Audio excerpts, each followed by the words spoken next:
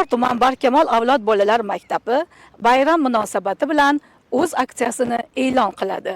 Bu aksiyada o'quvchi yoshlarimiz o'zlari istagan, xohlagan to'garaklariga kelib, 2 oy muddat davomida bepul qatnashishlari mumkin.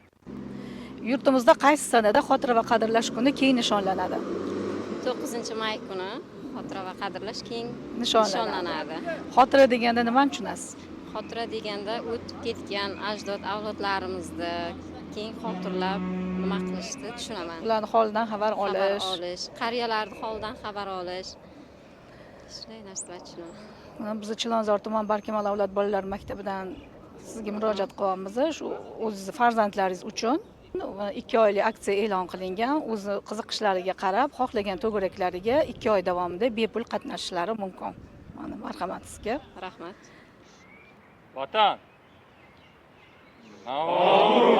Vatanim meni. Munis onam vatanim meni. Singlim opam vatanim meni. Aziz bolam vatanim meni. Bayram munosabati bilan bunday aksiyalar doimo amalga oshirib turiladi. Barcha o'quvchi yoshlarimizni Chilonzor tuman Barkamol avlod bolalar maktabida kutib qolamiz.